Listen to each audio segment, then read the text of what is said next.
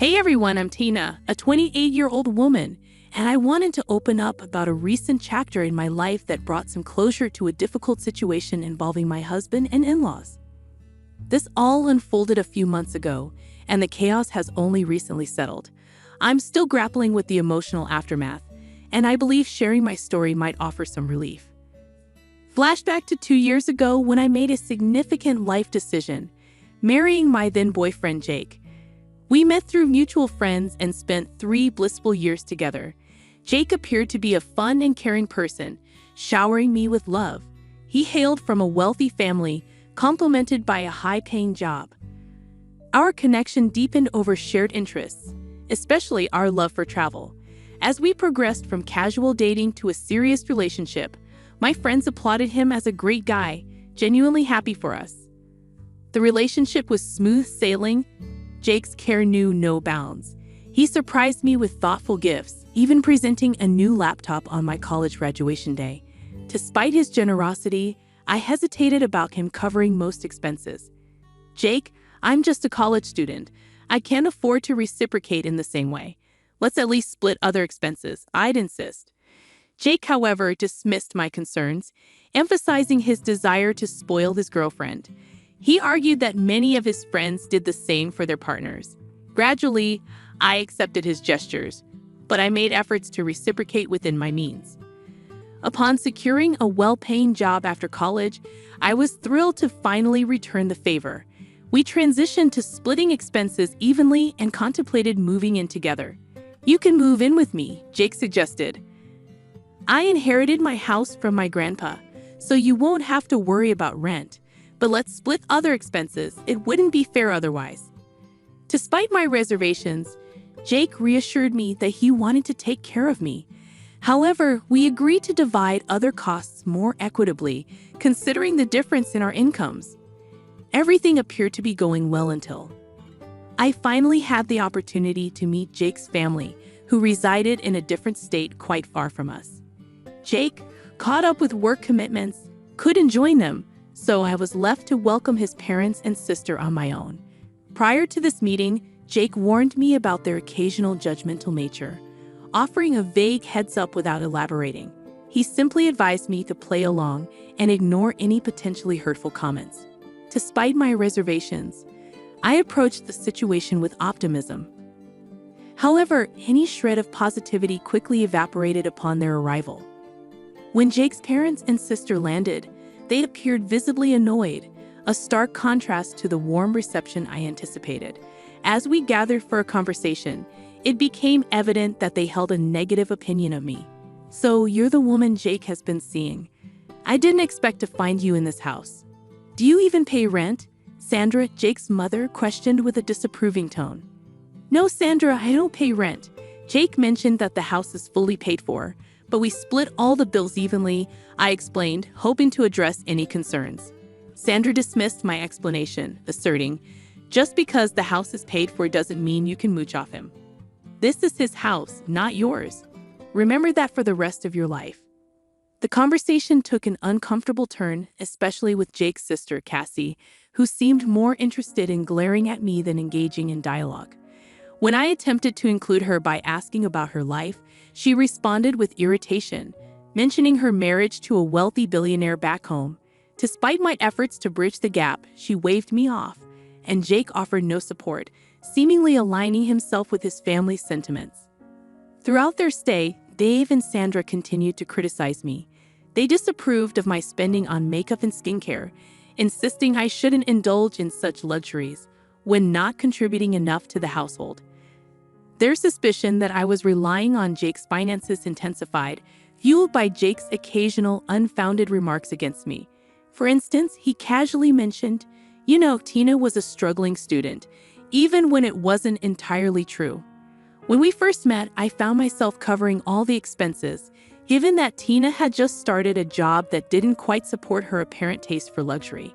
Confused by Jake's unexpected comments, I reminded him that we split our bills, emphasizing that I lived a simple life before and during our relationship.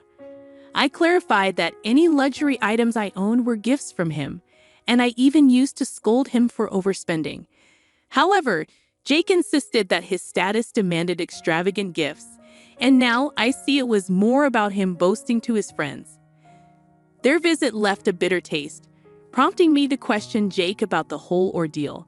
Unfortunately, he shrugged it off, downplaying the situation. "You're overthinking, Tina.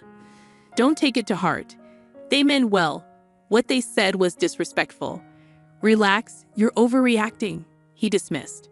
Despite my reservations, 6 months later, Jake proposed, and I happily accepted. We planned an engagement party, which we split evenly, balancing my small business on the side. Jake knew about its growth, but never inquired about the income. To me, it was a fulfilling hobby rather than a significant moneymaker. Deciding it was time to treat myself a bit, I opted for a grand engagement party, and Jake supported the idea.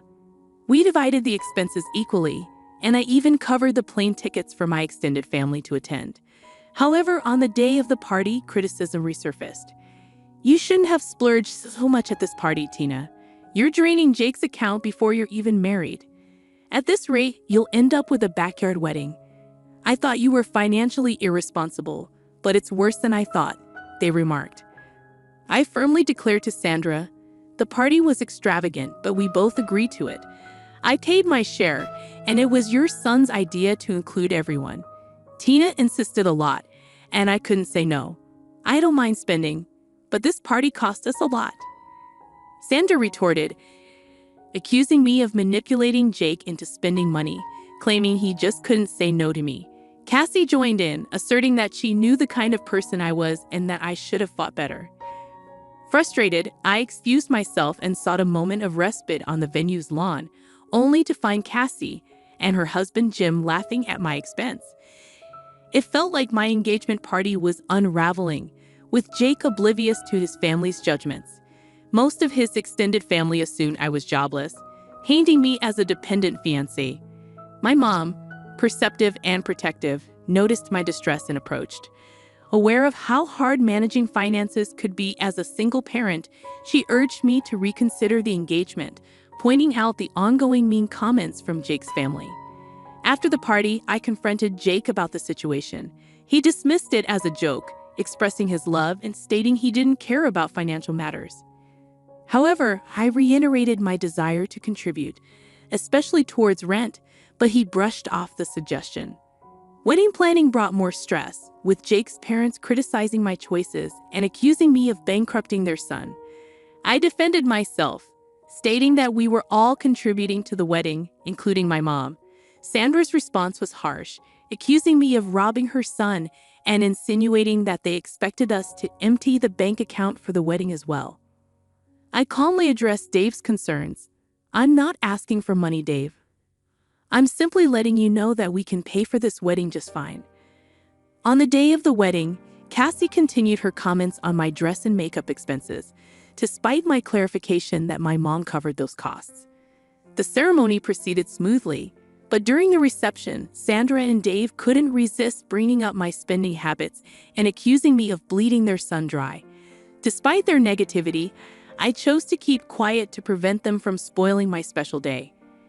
After a few months, Jake received a significant promotion at work, and he wanted to celebrate with a big family dinner. I was thrilled for him and decided to make the dinner extra special by offering to cover all the expenses. "I want this dinner to be extra special, Jake. I'm extremely proud of you, and I want to give you a treat. I've decided to pay for the dinner party completely," I enthusiastically told him. Jake was delighted by my gesture, and I explained that my business was doing well. I had a salary from my job, and I recently gained access to a trust fund from my paternal grandfather. I planned the entire event, ensuring everything was perfect for the celebration. However, when his family arrived, they were visibly displeased with the preparations. Despite positive feedback from others, it soon became evident that his family had issues with the celebration. During the speeches, Sandra stood up and loudly declared, "I thank everyone for gathering here to celebrate my son. He's incredibly hardworking and generous.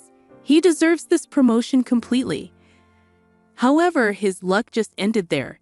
It's sad that out of all people, he was shackled down by a gold digger. I wish he had the foresight to see what his wife is. Then he wouldn't have to work so hard to fund her luxury life. It's now clear to everyone that his wife is a big spender. From the engagement party to this dinner, she pretty much emptied his accounts. Feeling the weight of the accusations and insults, I took a deep breath and responded, "I feel sorry for my poor boy. I'm glad he had Tina sign the prenup before the wedding. At least some of his assets would be saved." Sandra continued, complaining about her wife's spending habits, expressing relief that she earned enough to keep a trophy wife.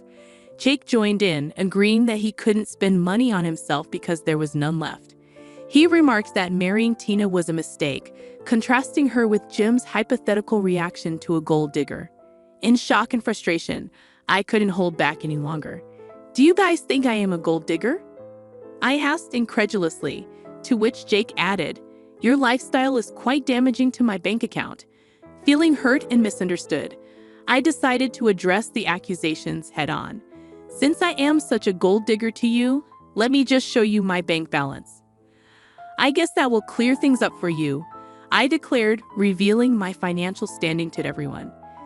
The response was disbelief and accusations. "Did you steal my son's money?" Sandra accused, while Jake questioned, "She must have stolen from you."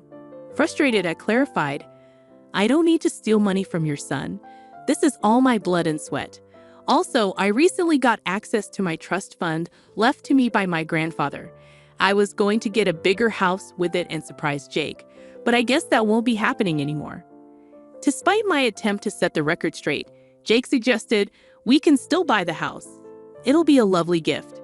However, I stood firm, expressing my refusal to accept a gift after enduring insults from his family. "This is not happening. Your family has been insulting me for too long, and you never once stood up for me. Instead, you made up these lies about how I'm using your money," I asserted, feeling the need to address the long-standing issue. Jake attempted to downplay the situation, claiming I was overreacting. However, I stood my ground, stating, "No, I am not overreacting. All the people here know what your family has been calling me. They were here when you let them insult me during our engagement party." Feeling the weight of years of disrespect and humiliation, I finally decided I could no longer tolerate the toxic environment. I sternly told Jake, "I want a divorce." He attempted to plead and explain, but my mom intervened, advising him to keep quiet. "You never defended my girl all these years. It's time she ends this toxic relationship for good," she asserted. We left the party, leaving the shocked attendees whispering amongst themselves. Despite exposing Jake to his extended family, friends, and colleagues, I didn't care anymore. I was done with him. Mom and I went straight to the house, collected my belongings, and Jake kept blowing up my phone in an attempt to talk. I muted it and went to stay with my mother. The next day, I contacted my cousin, a lawyer, to draw up divorce papers.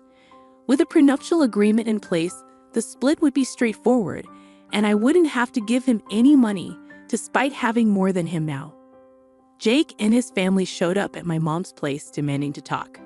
Mom firmly told them to leave, and Jake kept trying to contact me, sending a range of messages from sobbing apologies to threatening harm.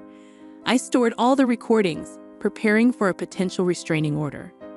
Despite the emotional turmoil, I found strength in my mother's support. Jake even tried to show up at my office, but security was informed beforehand, promptly removing him. It was then I decided to quit my job. Though well-paying, my booming business meant I no longer needed it, and I wasn't interested in becoming a millionaire.